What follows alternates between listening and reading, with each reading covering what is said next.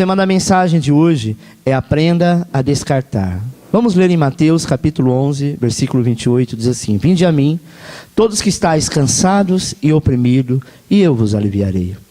Tomai sobre vós o meu jugo e aprendei de mim, que sou manso e humilde de coração, e encontrareis descanso para as vossas almas. Aqui é uma promessa do Senhor Jesus, quando Ele disse que aquele que está cansado, que está perturbado, está oprimido, nós só temos uma única razão para vencer: olhar para Cristo. Talvez se você visse alguém, amado, tentando correr com um peso enorme, qual seria o conselho que você daria a essa pessoa? Se você está com esse peso todo, deixa o peso de lado. Ou carregue, pelo menos, e mais vezes. Não tente carregar de uma vez só, porque consequentemente não vai conseguir chegar a lugar algum.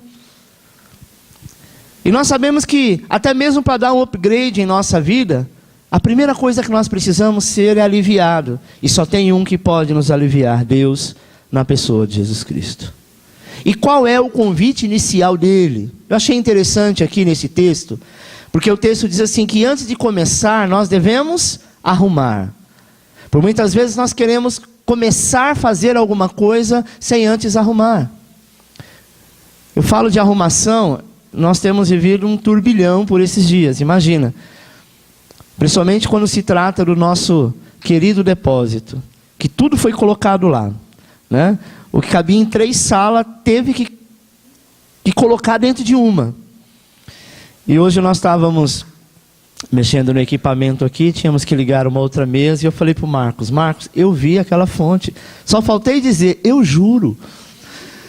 Ele falou: tem certeza, pastor? Eu falei: tenho, eu vi, mas aonde então? Onde? E ela estava no lugar, amado, menos esperado, porque nós estávamos procurando um lugar onde estava cabo de microfone, fio, que era o normal dela estar lá. Mas sei lá, por alguma razão, ela estava no meu quarto, dentro da sapateira.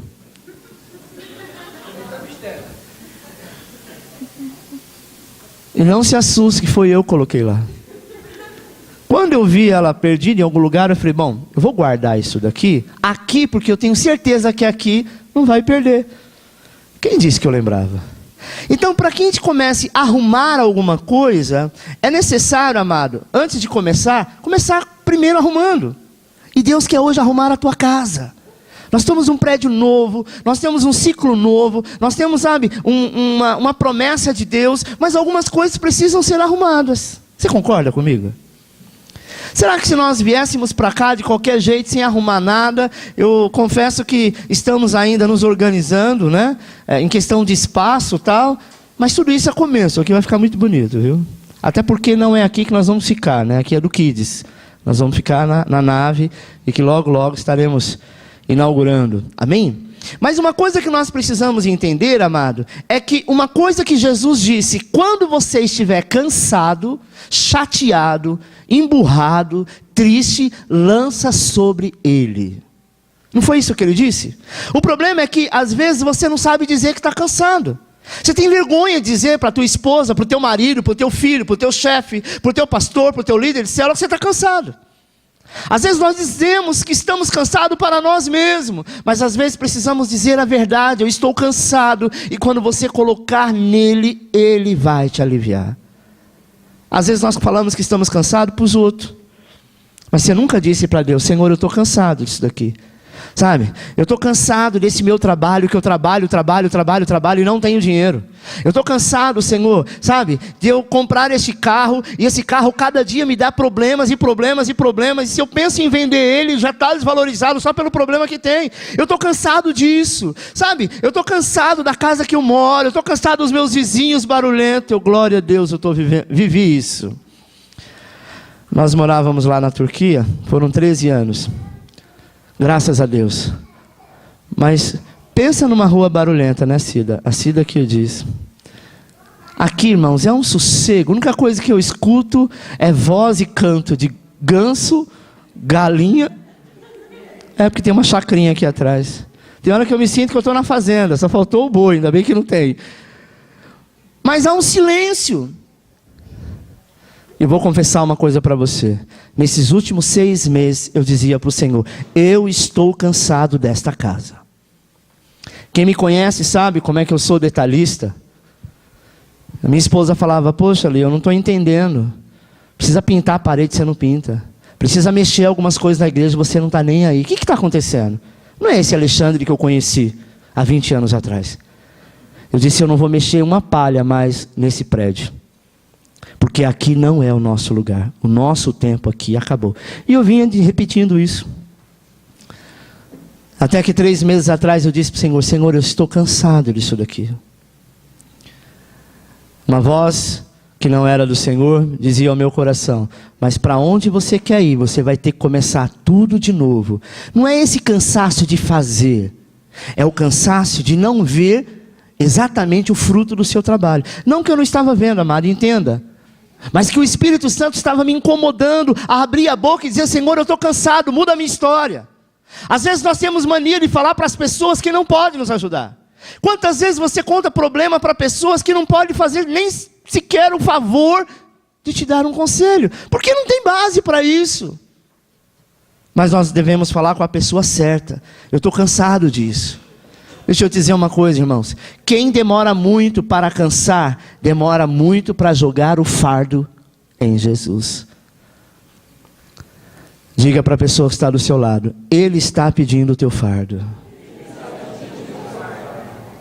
Uma coisa que nós precisamos entender é isso. Ele diz: lançai sobre mim as vossas angústias, as vossas culpas. Lançai sobre mim as vossas ansiedades, porque eu cuidarei de vós. Amado, preste atenção. Você está aqui do lado jogando vôlei com alguém, né? Ou jogando futebol. Aí você fala para a pessoa: vai, joga a bola. Ela fala: eu sei, eu preciso jogar para você, mas eu não consigo. Você fala: vai, você tem força, você vai conseguir. Você pode ir lá e tomar da mão da pessoa. Se você tomar, ela não jogou. Ela não lançou para você. Você tomou da mão dela. Às vezes nós queremos que Deus entre na nossa vida, mete o pé na porta, quebra tudo e fala: agora quem manda sou eu nessa bagaça. Agora eu vou mudar a tua vida, agora sabe, você vai fazer do jeito que eu quero, você não manda em nada perturbado, porque agora eu vou consertar a sua vida. Nunca espere isso de Cristo. Apocalipse 3:20 diz: eu estou à porta e bato, se você abrir a porta, eu entrarei, se você abrir.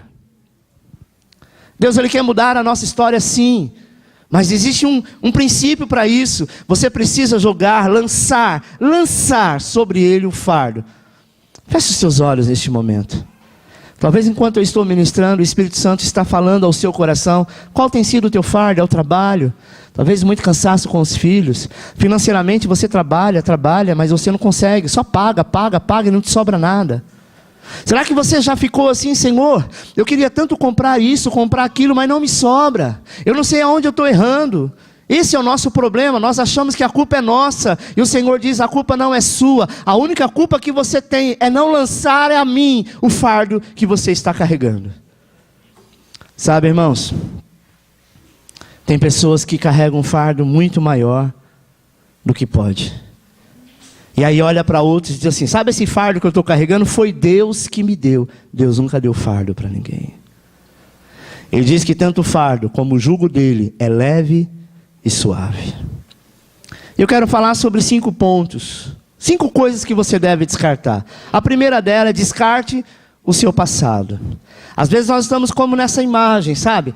Atrelados, amarrados, presos por uma corrente que nos prende ao passado. Isaías 43:25 diz assim: Eu mesmo sou o que apago as tuas transgressões, e por amor de mim, dos teus pecados não me lembro.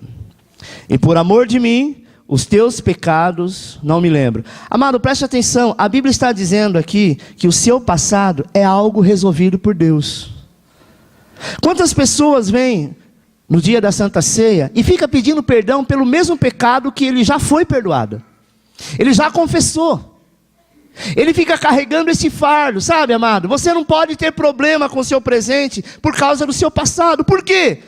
Porque Deus não tem problema com você por causa do seu passado. Ah, Deus não tem até o dia que eu aceitei Jesus. Dali para trás Ele não tem, mas de lá para cá eu já errei, já falhei, já pequei. Deixa eu dizer uma coisa: a cada minuto que passa é passado. Enquanto vida nós temos o livre-arbítrio para escolher aquilo que nós queremos fazer e aquilo que desejamos. Mas uma coisa o Senhor já fez por nós, isso independe de mim e de você. Ele já te perdoou e diz: do teu passado não me lembrarei mais. Ele fala só do passado ou ele fala do pecado também? Porque o que traz peso é pecado. Mas deixa eu te dizer uma coisa, o dia que você aceitou Jesus, o seu corpo não foi transformado. O que foi transformado foi o teu espírito, a tua alma. Mas o teu corpo continua o mesmo. Ou seja, você vem de uma geração pecaminosa. E por mais que você luta contra o pecado, ora, cedo ou mais tarde, isso vai acabar você caindo naquilo que você tanto dizia que não caía. E aí, pastor, como eu fico? Olhe para aquele e disse: Senhor, mais uma vez, de todos os pecados que eu vejo meus amigos cometer, tem um que eu não consigo me libertar. Esse eu lanço sobre ti. Eu vou te dizer, meu irmão, não quer dizer que nunca mais você vai cair, você vai falhar. Mas não vai haver mais peso, porque do teu passado ele não se lembra mais. Excesso de passado na sua história, isso só demonstra que você se julga melhor do que Deus. Quando eu começo a ficar muito preso ao meu passado, mas eu sou assim porque eu fiz aquilo, eu sou assim porque isso gerou na minha casa, na minha família, essa doença chegou na minha casa porque o médico disse que isso é hereditário. Então, nós temos mania de ouvir a voz do diabo. A voz do Senhor diz que Ele não se lembra. Por que você deveria lembrar? Se Ele já te perdoou, por que você deveria lembrar daquilo que Ele já te perdoou? Tem gente que fica sofrendo. Pastor, 3 horas da manhã, manda um áudio. Hoje é normal mandar áudio. Estou sofrendo. Esse exato momento, faz 16 anos, 7 meses, 1 semana e 2 horas que meu marido foi embora. E eu não consigo perdoá-lo. Porque eu fico pedindo para Deus: aonde foi que eu errei? Eu falo do marido, mas pode ter sido o emprego, o filho que morreu. Sempre alguma coisa ruim. Isso pode acontecer com todo mundo, sim ou não? Lázaro não era o melhor amigo de Jesus e ele não morreu? Tudo bem que era para a glória de Deus. Mas a gente acha que ser crente, você não vai ter problema. Ele nunca disse isso.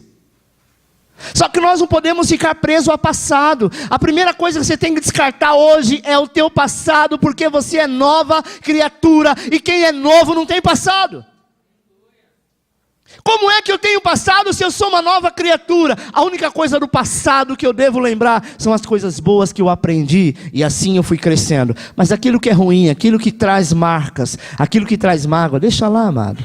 Deus não consulta seu passado para definir o seu futuro. Peraí, então, às vezes a gente acha assim: você não foi uma boa menina. Ao invés de você ir para a escola, você pulava o muro e matava a aula. Então, o seu futuro vai ser assim: você vai ter uma filha que vai fazer pior do que você. Essa voz é do capeta, não é de Deus. Quantas vezes, talvez, na sua família, você já ouviu alguém falar isso? Sabe, apontar o seu passado como quem? Você hoje crente? Como assim? E aquela pessoa que fazia isso e aquilo, então, aquela pessoa morreu. Você sabia que quando uma pessoa morre, o passado dela morre também? Como assim, pastor? Você lembra alguns detalhes, você conviveu com ela uma vida inteira. Mas a partir do momento que ela morre, ao passar os anos, você lembra algumas coisas, você já não lembra mais tudo. Porque o passado dela morre junto. Eu quero te dizer que o dia que você aceitou Jesus, o teu passado morreu instantaneamente, porque o sangue dele te purificou e te curou de todas as coisas. Pastor, mas eu já matei, eu já roubei, eu já fiz. E um dos piores assassinos era o apóstolo Paulo, que na época era Saulo. E o dia que ele teve um encontro com o Senhor, a sua vida foi transformada. Sabe, amada? Deus não vai consultar o seu passado para definir o seu futuro, porque o meu e o seu futuro já foi definido na cruz do Calvário. Quando eu falo de passado, letra A, eu quero descartar os erros que você cometeu. Quando eu falar de passado, não estou falando das coisas boas do passado, essas mantém. Só descarta, só joga fora o erro. Não precisa levantar a mão, mas quem já errou pelo menos uma vez no passado? É isso que você tem que descartar. Você não tem que chegar na tua casa com amnésia e falar para o teu filho, para o teu marido, para a tua esposa: então, esqueci todo o passado. Ela fala: que dia foi o nosso casamento? Esqueci a data. Pastor ensinou na igreja que eu tenho que esquecer tudo. Essas coisas não precisa esquecer. Isso aí você não precisa descartar. Descarta aquilo que te faz sofrer. Descarta aquilo que te deixa para baixo. Isso você joga fora. É horrível, amado, tocar em algum assunto que você não tem profundidade. Imagina você chegar para alguém e falar assim: então, Marcos, lembra daquele dia que nós estávamos lá no Hop Hari e aconteceu tal coisa? O Marcos fica assim: Hop Hari, dia, eu, você... Não, acho que você deve estar enganado, porque não sou eu que estava com você naquele dia. Não, é você sim. Ele não tem profundidade desse assunto porque ele não estava lá. Ou por alguma razão ele esqueceu. Às vezes nós falamos isso para Deus: Senhor, eu sei que eu sou uma pessoa má, eu sei que eu falo que eu não vou fazer, e eu vou fazer, eu já te pedi perdão, mas agora eu errei de novo. Ele fala: quando foi que você errou mesmo? Quando ele diz: do teu passado eu não me lembrarei, a Bíblia diz que ele não é homem para que minta, nem filho do homem para que se arrependa. Porque se ele fosse alguém que se arrependesse daquilo que ele fez para você, ele ia dizer: é verdade, você é crápula mesmo. Sabia que você não ia aguentar? Essa voz não é de Deus, é do diabo. É por isso, amado, que nós insistimos em povoar o reino, em falar do amor de Deus. Evangelho é novidade de vida. Você não pode sair daqui pior do que você entrou. Você tem que sair daqui com uma única certeza: o meu passado eu vou descartar hoje. Mas as coisas ruins do seu passado, as coisas boas, deixa aflorar. Use como experiência, sabe?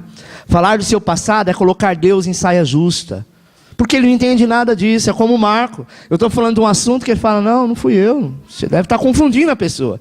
Eu não estava lá nesse dia. O problema do ser humano é que ele carrega a culpa, quando o Senhor já te perdoou. B, descarte o que fizeram com você.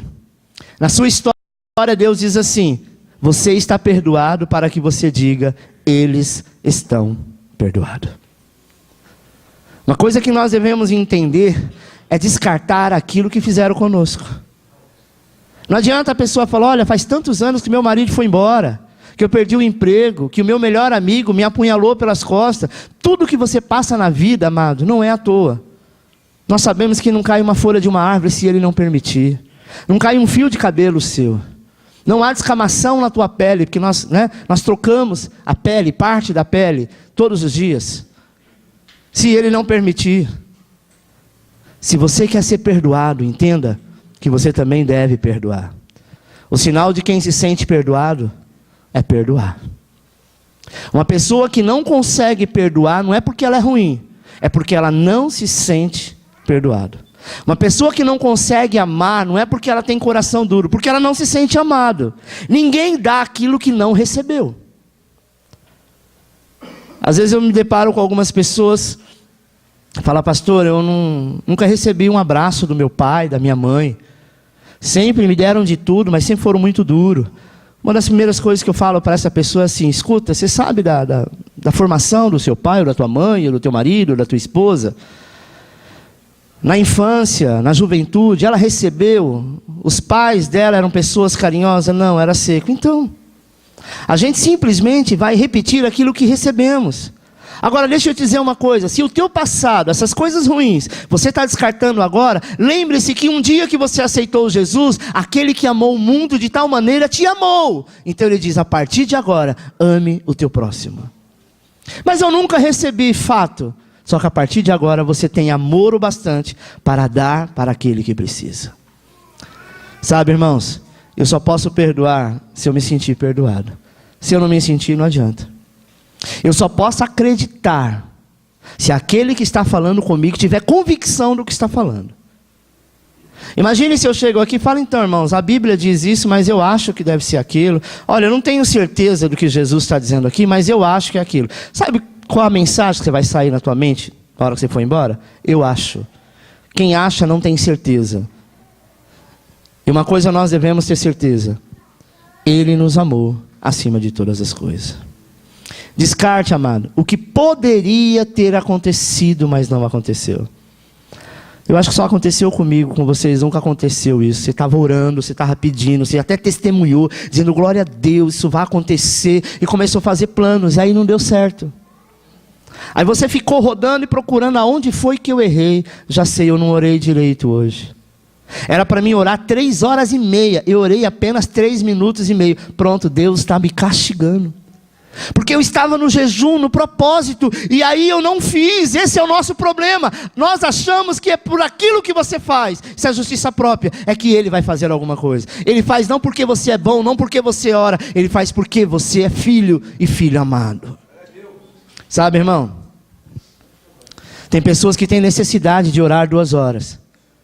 Mas tem pessoas que não conseguem passar de 15 minutos. Então Deus vai abençoar mais aquele igual o Daniel que orava 2 horas. Por muitas vezes aquele que ora pouco, é porque a sua afinidade com Deus é tão grande que ele não precisa falar muita coisa. Eu e a minha esposa, e talvez você com a sua esposa, com teu esposo, com teus filhos, tem coisa que basta a gente olhar. Nós sabemos o que quer dizer. Mas já teve casos da pessoa ficar meia hora tentando me explicar alguma coisa e eu não entendi nada. Aonde ela queria chegar. Porque não tem afinidade. A oração, nós devemos ter intimidade com Deus. Quanto mais você tiver intimidade, mais você quer estar falando com Ele. Mas não quer dizer que pelo fato de você não ter feito isso, ou não ter esta aliança da maneira que outros têm, que o Senhor vai te discriminar. Segunda coisa que devemos descartar, descarte o eu da equação. Gálatas 3:1 diz assim: ó insensato Gálatas, quem vos fascinou, em outra versão diz, quem te enfeitiçou, para não obedecerdes à verdade, a vós, perante os olhos de quem Jesus Cristo foi evidenciado, crucificado entre vós. Se quisera saber isso de vós, recebeste o Espírito pelas obras da lei, ou pela pregação da fé? Sois vós tão insensato que, tendo começado pelo Espírito, acabeis agora pela carne? Será em vão que tenhais padecido tanto, se é que isso também foi em vão? Aquele, pois, quem vos dá o Espírito, e quem opera maravilha entre vós, e faz pelas obras da lei, ou pela pregação da fé? Assim como Abraão creu em Deus, e isso lhe foi imputado como justiça. Paulo ficou indignado com os Gálatas, porque eles estavam dizendo que Jesus não ia voltar, não ia ressuscitar, ressuscitou dentre os mortos, mas que para alguém ter alguma coisa, a salvação, eu não quero falar de uma outra denominação que prega assim, mas são pessoas que são ensinadas que elas devem batizar pelos mortos. Os Gálatas começaram com isso. Então assim, olha, meu pai morreu, não teve salvação, eu vou lá, faço um ato de fé, um ato profético, e eu batizo em nome do meu pai. Para quando ele chegar no dia do arrebatamento, o Senhor pega ele onde está lá e ele vai para a fila. Os Gálatas estavam tendo esse costume de batizar entre os mortos, pelos mortos. E Paulo fala: escuta, vocês são loucos. Já não basta a loucura que vocês pregaram, que era a lei, e hoje já sois libertos da lei. Não foi a fé que te libertou, que te curou, que você viu tantos milagres? E aí ele cita Abraão. Abraão, amado, quando foi chamado por Deus, ele não ouviu ninguém pregando para ele. Ele não leu nenhuma Bíblia. Ele ouviu uma voz e entendeu que aquela era a voz de Deus. E ele se tornou o pai da fé. Nós somos justificados, não porque merecemos, mas nós somos justificados pela fé. O problema é que a pessoa coloca o eu, sabe? O eu como o centro de todas as coisas. O seu eu, a equação. Se eu não fizer, ninguém vai fazer por mim. Você já ouviu muito isso? Se eu não estou lá, a coisa não anda. Até agora, eu sou pastor, mas olha, eu fiz muito sacrifício. Eu paguei um preço muito alto para poder fazer. Amado, você está tendo a equação errada. Você está colocando o eu.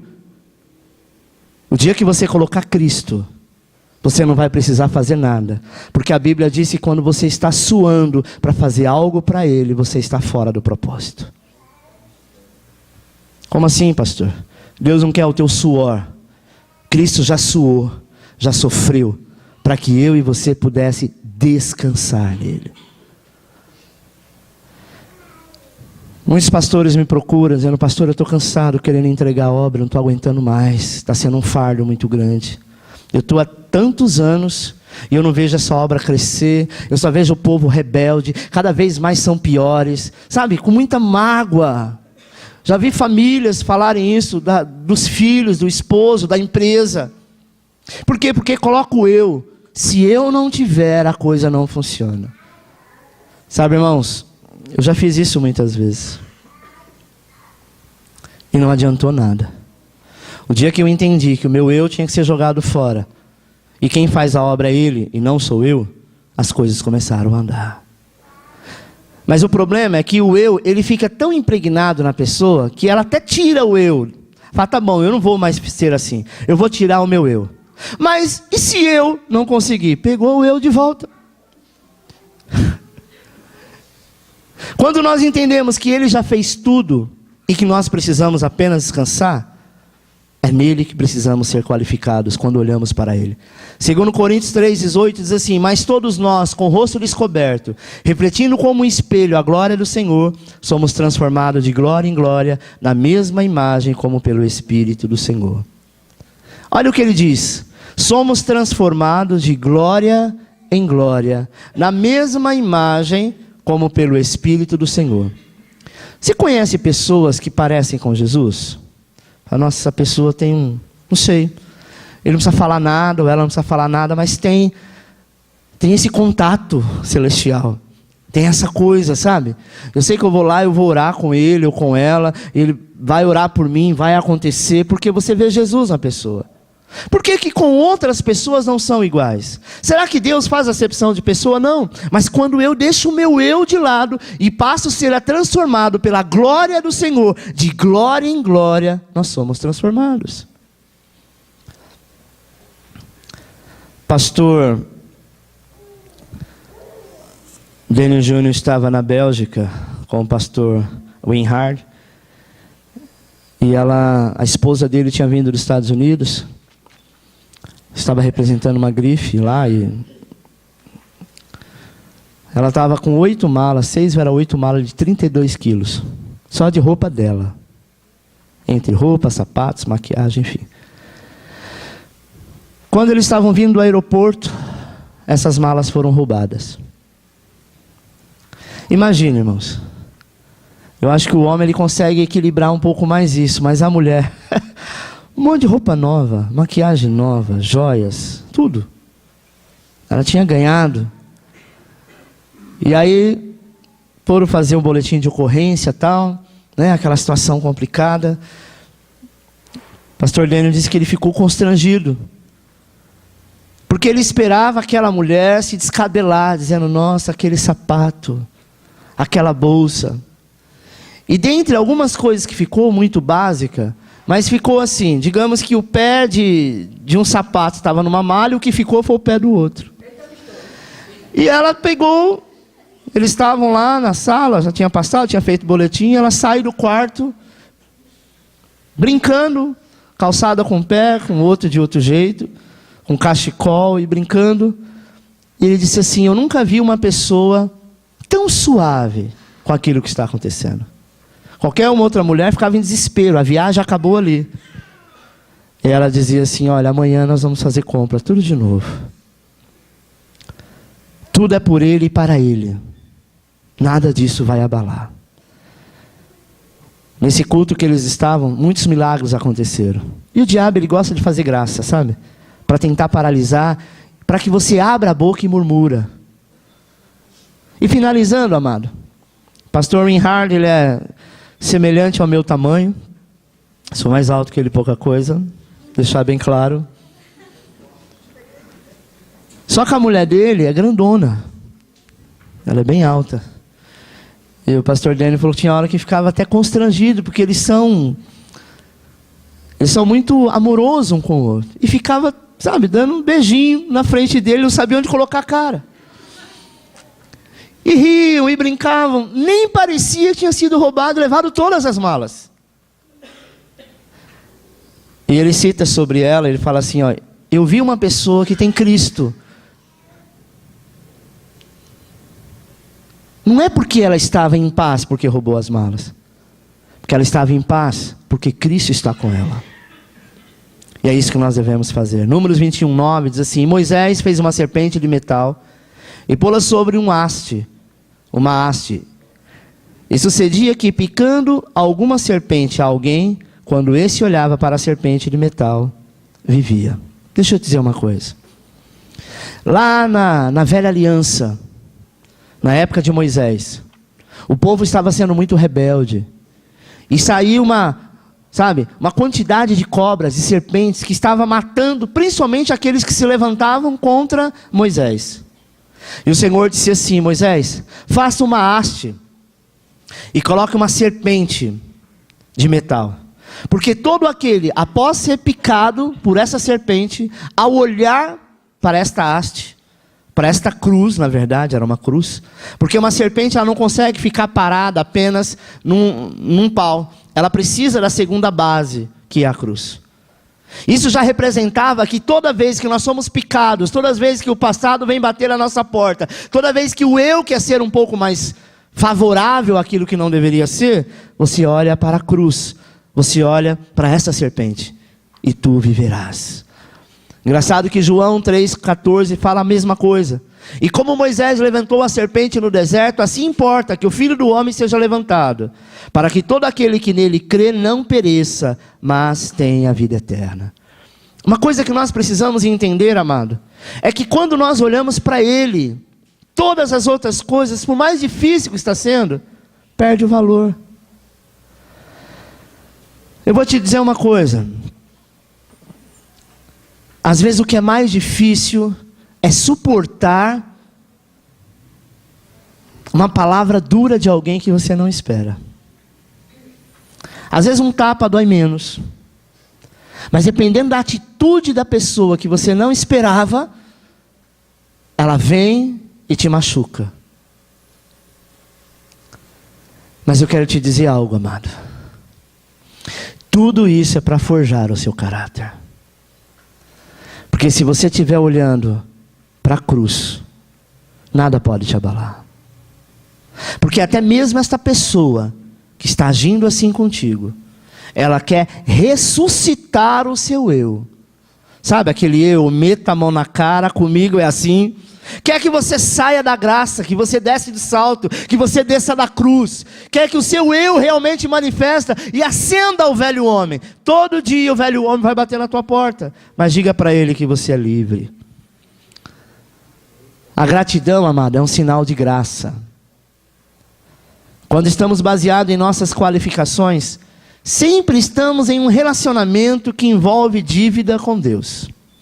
Quando eu sou grato, eu passo a ter uma dívida com Deus e Ele comigo. Sabe por quê? Porque eu estou exalando o perfume de Cristo. Ou Deus está devendo, ou você está devendo a Deus. Descarte suas qualificações e as suas desqualificações. Eu sou qualificado. Se isso faz erguer a justiça própria, descarte. Se você é desqualificado, descarte também. Porque você vai dizer, eu só não consigo porque eu sou desqualificado, eu não tenho habilidade para isso. E na verdade o que Deus quer fazer não é aquilo que você fez, que você faz ou que você aprendeu, mas é o que Ele tem para você. Terceira coisa que você deve descartar. A primeira foi o quê? Passado. A segunda, o eu. A terceira, descarte relacionamentos prejudiciais. 1 Coríntios 15:33 diz: não vos enganeis, as más conversações corrompem os bons costumes. Sabe, amado, o limite do relacionamento é quando você não pode influenciar e passa a ser influenciado. Às vezes nós queremos em algum lugar falar do amor de Deus, mas você não está no lugar certo, você não está no ambiente certo, e você talvez não seja a pessoa mais correta para fazer isso. Amém? O que nós precisamos entender, dizer e fazer é aquilo que Deus nos chamou para ser feito.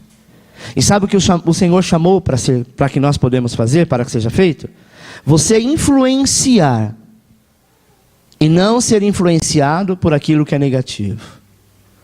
A Bíblia diz, amado, que descartar um relacionamento é não querer tirar essa pessoa da tua vida.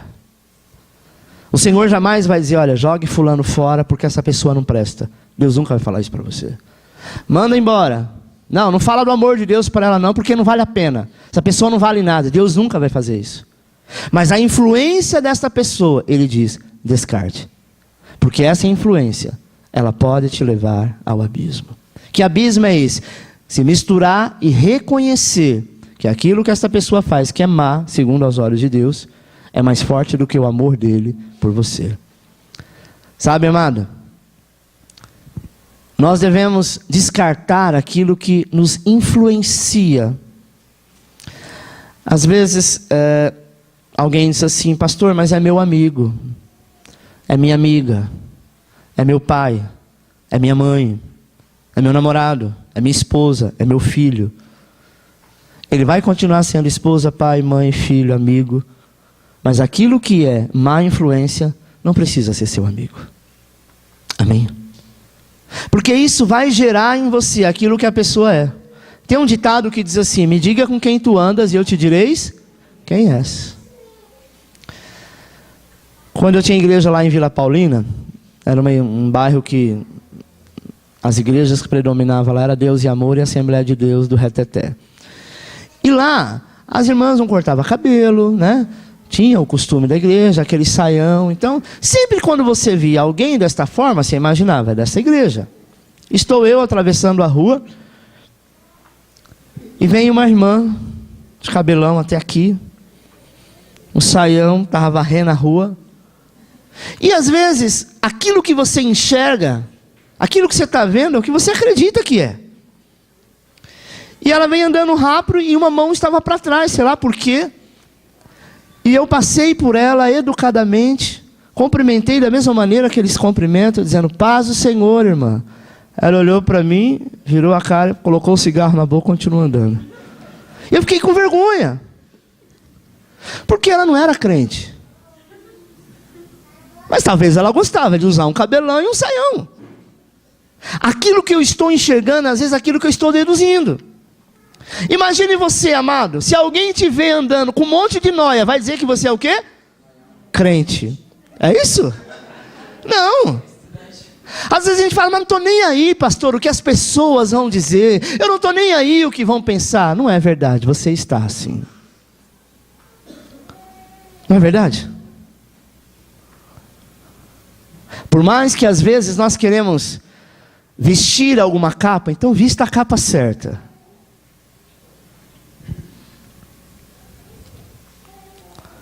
Nem tudo aquilo que aparenta é. A Bíblia diz que quando Jesus estava dizendo que ele precisava morrer para ao terceiro dia ele ressuscitar, Pedro, falando com ele, disse, não, Senhor, não faça isso não. Você não tem que morrer por causa desse povo. O que Jesus disse para ele? Arreda de mim, Satanás.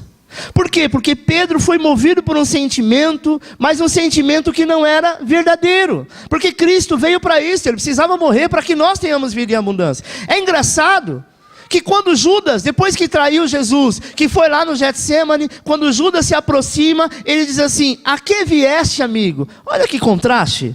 O que era amigo, ele diz, arreda de mim, Satanás. E o que era o Judas, o traidor, ele diz, para que vieste, amigo? Eram situações diferentes. Ele continuou dizendo que Judas era amigo, então que cumprisse aquilo do qual ele iria fazer. Judas, ele precisava cumprir o propósito dele era trair Jesus.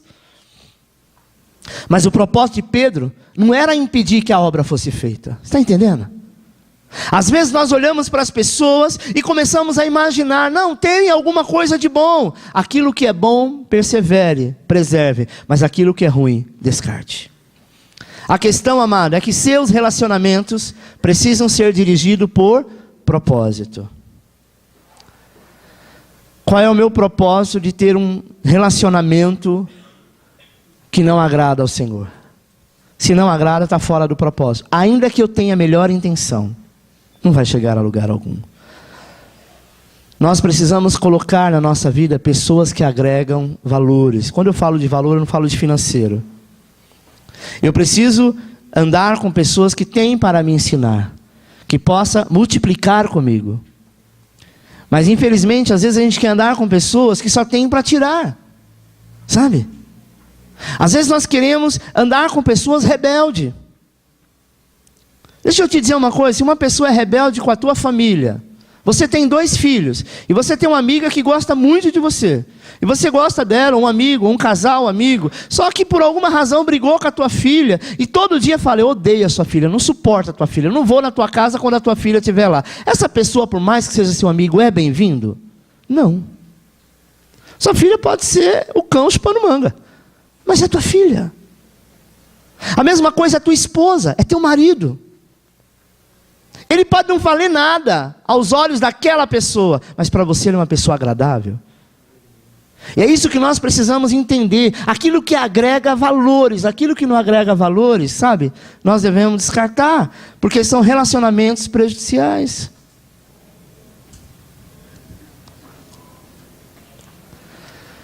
Uma pessoa que não gosta das minhas filhas, não gosta de mim. Eu acho assim, eu até respeito. Eu acredito que você deve pensar da mesma forma. Você até respeita, porque, sei lá, aconteceu tal coisa, né? Mas, chegar a um determinado momento que não tem jeito. A pessoa te convida a passar a noite de Natal ou do Réveillon junto. Leve a sua família, eu levo a minha. Mas se tem esse atrito, você acha que vai ficar legal? Então é melhor descartar. Descartar, que eu falo, esse sentimento ruim. E quando for falar alguma coisa, fala aquilo que é bom. Quarto e penúltimo, descarte o medo. Mateus 6,31 diz assim, não andeis, pois, inquieto, dizendo, que comeremos, ou que beberemos, ou com que nos vestiremos. Porque todas essas coisas os gentios procuram. De certo, vosso Pai Celestial bem sabe que necessitais de todas essas coisas. Sabe, irmãos, é muito natural a gente ficar preocupado, né? Nossa, e se essa greve dos caminhoneiros vai aí 1 mês? 1 quilo da batata vai custar R$200. Sabe? Não vai ter nada no mercado. Deixa eu te dizer uma coisa. Nada acontece se ele não permitir. Os gentios, que a Bíblia diz, quem são os gentios? São aquelas pessoas que não são judeu e nem a igreja. A Bíblia diz que Deus olha para a terra e enxerga 3 povos. Quais são os povos que Deus olha para a terra e enxerga? Judeu, igreja e gentil. Judeu, precisa dizer, né? É judeu. Está na velha aliança, mas tem uma aliança com o Senhor. Igreja é todo aquele que é lavado e remido no sangue do Senhor Jesus Cristo, que aceitou Jesus como Senhor e Salvador. E quem é gentil? Umbanda, candomblé, todo tipo de religião, que não é nem judeu e nem a igreja, é gentil. Então o texto quando diz assim, Mateus quando fala, porque todas essas coisas os gentios procuram, por que eles procuram? Porque eles estão baseados em deuses. Eles precisam dar uma oferenda para o Deus tal, acender uma vela para a santa não sei das quantas, andar não sei quantos quilômetros de joelho, carregando uma cruz nas costas para pagar uma promessa. Mas nós que somos filhos, e filhos na promessa de Cristo, nós não precisamos nos preocupar. Eu tenho visto alguns bebês aqui, e outros estão ali, eles não acordam de manhã preocupados com a greve que está tendo. E nem se vai faltar o leite. Não é verdade? Você quando era criança, qual era a sua preocupação? Brincar, comer e dormir, não era nem para a escola. Não era verdade? Você estava preocupado com a crise? E se falar em crise, amado, pelo menos na minha época, quando eu era criança, a crise era muito maior do que nós temos vivido nos dias de hoje. Hoje as pessoas têm telefone, têm celular. Uma criança, 2 anos, com smartphone na mão. Na época, para você assistir televisão, você ia na casa do vizinho, ficar na janela. E não era todo mundo que tinha. Telefone era coisa de rico. Maionese era só no Natal. Frango assado também. Era. Fala, nossa, pastor, você vivia em Pindaíba. Não, mas todos os meus bairros então vivia isso. Porque essa era a realidade da época. E ainda teve uma época que as pessoas iam para o mercado e não tinha dinheiro e não tinha o que comprar. Hoje é tudo com código de barra, mas naquela época, amado, tinha uma maquininha que o cara era pago o dia inteiro. De manhã o preço do arroz era um valor, à tarde era outro, de noite era outro, no outro dia era outro. Mas a gente não se preocupava. Eu gostava muito de brincar de pega-pega, esconde-esconde, mãe da rua. Elástico, vai e vem. Vai e vem, acho que muitos aqui não sabem o que é, não. É um negócio, uma tecnologia da época. Era uma bola para cima de beisebol. E você fazia assim, a bola corria para o outro fazia assim, corria para você. Uau, quem tinha o brinquedo daquele era boy. Sabe por quê? Porque nós éramos felizes. E é assim que o Senhor quer que você viva. Feliz, descansando, que Ele cuida de ti. O medo, amado, de forma mais profunda, sabe o que o medo aponta? A falta de confiança na bondade de Deus. A ansiedade é o maior indicativo sobre o seu nível de oração. Uma pessoa, às vezes ansiosa, ela não ora tanto, mas ela fica falando, ela vai repetindo.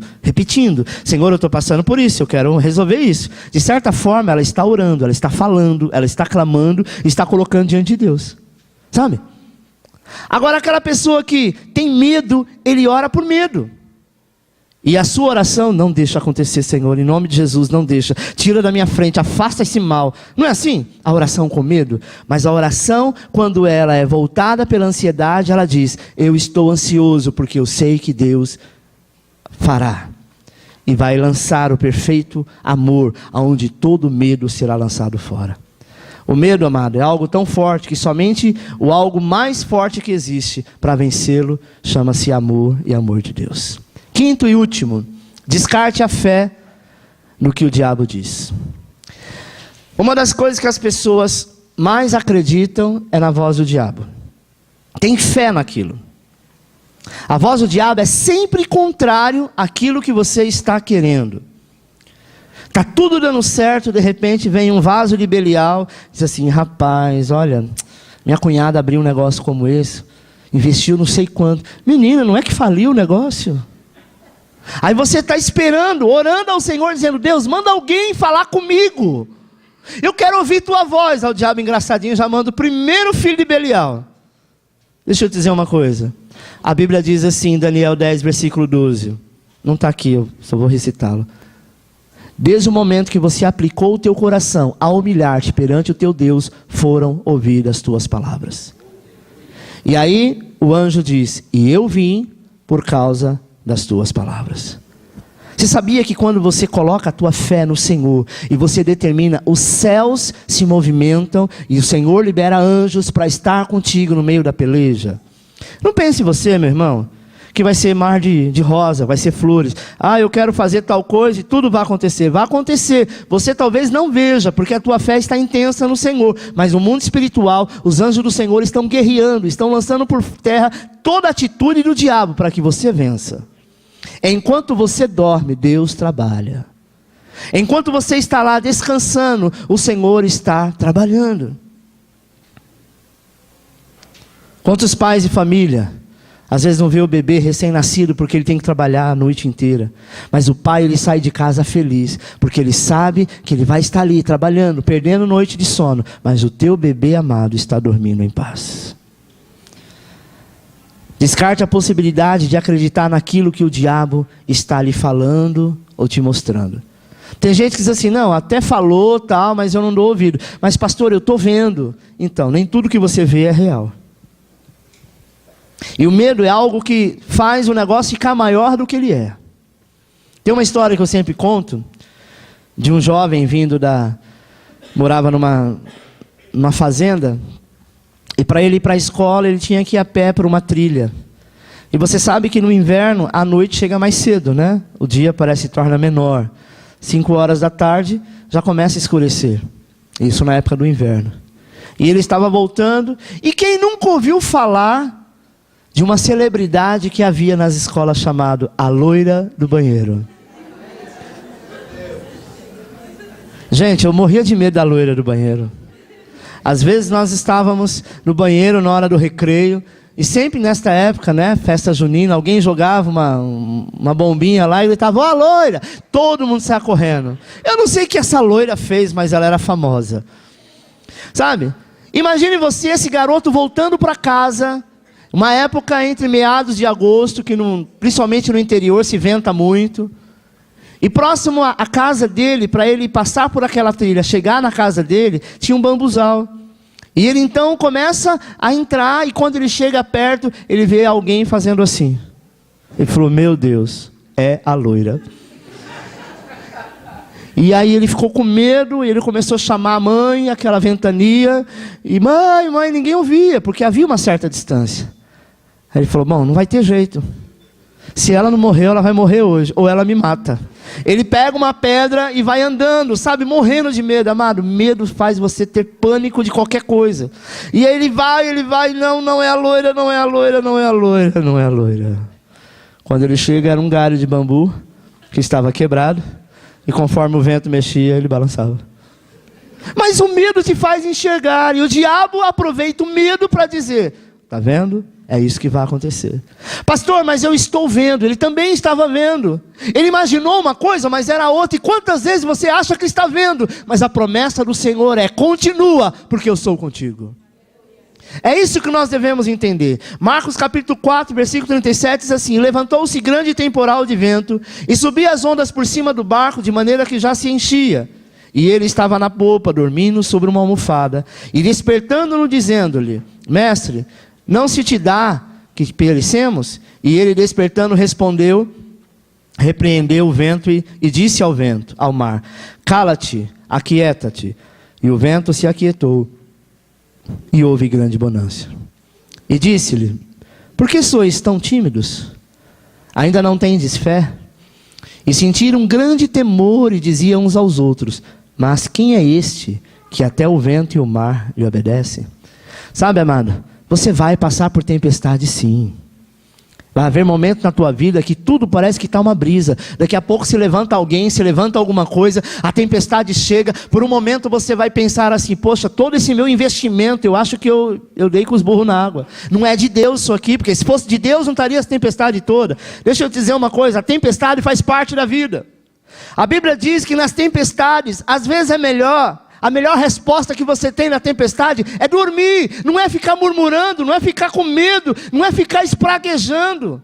Vai dormir, porque quem dorme está em paz, e quem está em paz entende que Cristo está fazendo a obra.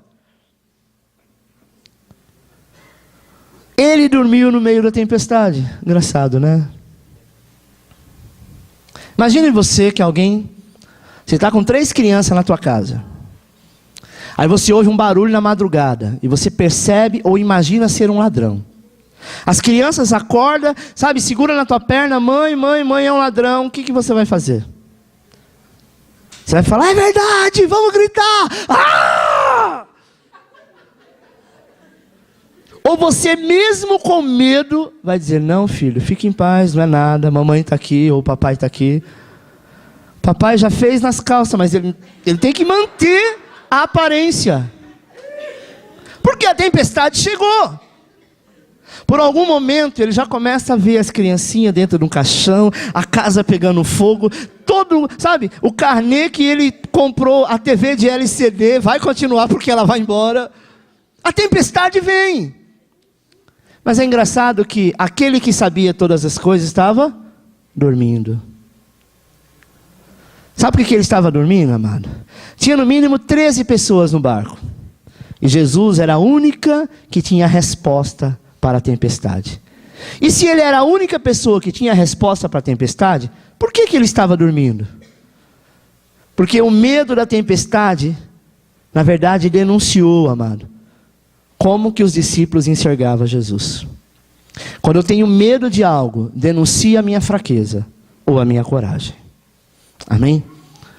O Joãozinho lá que estava voltando da escola com medo da loira, denunciou que ele tinha medo. Talvez lá na escola ele era bonzão, não tenho medo de ninguém. Mas a caminho, quando a tempestade chegou, ele ficou apavorado. Deus não quer que você diga assim, eu não tenho medo de nada. O medo faz parte da vida. Mas você não deve dar ouvido, você deve descartar a fé no que o diabo diz. Por que fé no que o diabo diz? Eu não tenho fé no diabo, pastor. Tem. Quando você coloca que aquilo que ele está te apresentando é real, você tem fé naquilo que ele está dizendo. E deixando aquilo que o Senhor prometeu de lado. Você tem 2 opções. Ou você ouve a voz do Senhor, ou ouve a voz do diabo. Amém? Um dia, ainda lá em Eldorado, tinha uma senhorinha na nossa igreja. E lá nós tínhamos um culto de terça-feira que chamava Batismo com o Espírito Santo. Na época quando eu era da Quadrangular. E essa senhorinha, ela tinha ido em uma igreja, né, de uso e costume um tempo. E ela queria batizar e estava perto do batismo. Só que o marido dela não era cristão e ela não era casada. E ela disse: pastor, eu gostaria muito de batizar, mas eu não sou casada. E quando eu falo de batizar, as pessoas da minha família, que são da Deus e Amor, da Assembleia, falou que se eu me batizar, eu vou para o inferno e o senhor também. Porque o senhor está me batizando e eu não sou casada. Falei: é mesmo, irmã? Aonde que a Bíblia diz, aquele que... Está escrito, aquele que for batizado será salvo. Mas não está escrito, aquele que for separado, amaziado, casado no cartório, no civil. Até porque quando isso foi escrito, não existia nem cartório, né? Se a gente for falar desse posicionamento, imagina a maneira que Abraão casa o filho dele. Manda buscar uma serva, uma mulher, nem sabia quem era. O cara foi, escolheu, ele disse, olha, Abraão era um homem tão cheio de fé, que ele disse assim: olha, você vai sair hoje, e vai para tal lugar, e vai chegar lá, você vai ter a revelação que esta mulher vai ser a esposa do meu filho. Imagina a responsabilidade desse servo. Quando ele chega lá, ele também cheio de fé, porque quem vive com pessoas de fé, se tornam pessoas com fé. Não é verdade? Quem vive com pessoas que só falam de derrota, são derrotados. E ele então chegou dizendo assim: Senhor, aquela a quem eu chegar com meus camelos e pedir água, e ela além de dar água para mim, ela dá água para meus camelos, essa é a mulher. Olha que desafio. Você conhece a história, eu não vou aqui contar a história. Então ele traz esta mulher, né? Quem era esta mulher? Quem era? Rebeca. E quando ele chega com ela, sabe, ao lombo do camelo, Isaac sai da sua tenda e vê aquela mulher. Imagina que ela devia ser muito linda, né? Não que as feias não têm suas vezes, mas ela era muito bonita. E ela começou a passar, e aquilo encantou os olhos dele. E Abraão só fitando. Percebeu que Deus estava no negócio. E só para resumir, amado, ele foi, a recebeu e foram para a tenda. Fazer o quê? Jogar dado? Não. E a Bíblia diz que um coabitou com o outro. Ali nasceu uma aliança e um casamento. Sabe, o que nós precisamos entender é que as coisas são muito simples. Nós é que colocamos lei em tudo. Agora eu volto lá para a irmãzinha que queria batizar e eu ia para o inferno e ela também.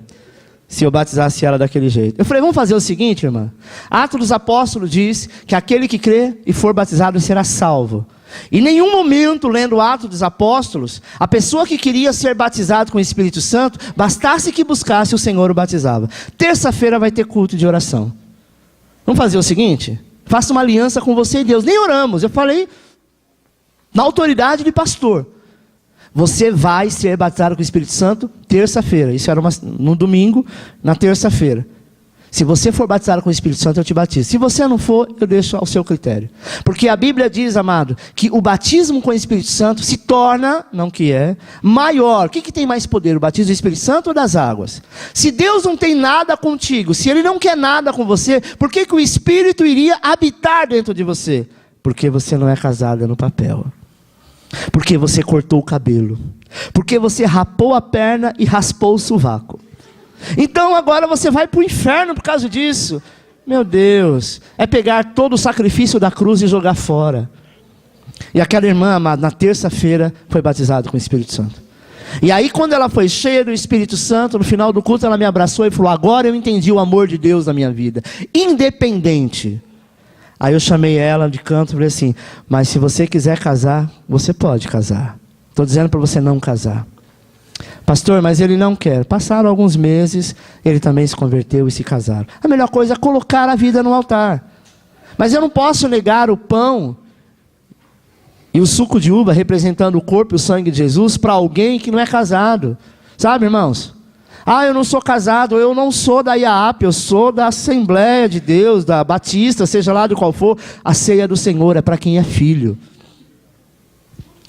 Então nós precisamos entender que aquilo que o diabo fala, usando pessoas, principalmente religiosas, para nos ensinar algo, descarte. Amém? E conclusão, Filipenses 3,13 diz assim: irmãos, quanto a mim, não julgo que haja alcançado, mas uma coisa eu faço, e é que esquecendo-me das coisas que atrás ficam, e avançando para que estão adiante de mim.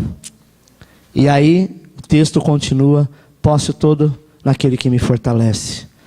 E também, o texto também me fala da seguinte maneira: quando eu estou fortalecido no Senhor, quando esse texto, que Paulo fala assim, olha, você pode tudo, você pode descartar o seu passado, você pode descartar o seu eu, você pode descartar relacionamento prejudicial, você pode descartar o medo e você pode descartar a voz do diabo, você pode tudo.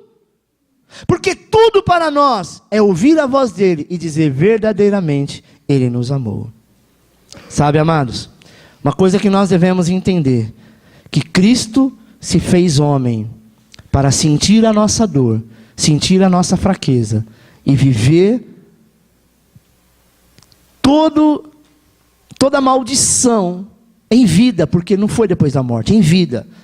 Ele foi esmiuçado naquela cruz, para quando chegasse lá no topo do seu relacionamento com Deus, ele disser, tetelestai, quer dizer, está pago, Deus. Eles não devem mais nada, o que eles vão viver agora é o melhor de Deus. Eu acredito que é o mínimo que quem deseja ser pai ou ser mãe é fazer algo para o seu filho. É dizer, não precisa se preocupar com nada, você vai estudar, você vai ser alguém na vida. Pode deixar que as roupas, a comida, o alimento, as passagens, viagem, tudo que você quiser eu vou providenciar. Você é meu filho.